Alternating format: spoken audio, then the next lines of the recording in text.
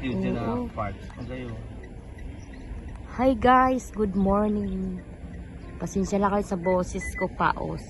Ayan guys, oh. I'm proud, Bicolana. Andito yung, ang ganda ng mayon, kaso lang may tabon siyang, para siyang, ano ba yan? Ulap. Okay lang, Noy. Habang nag-ano ka, sige lang na video. Sa YouTube ko to i-upload.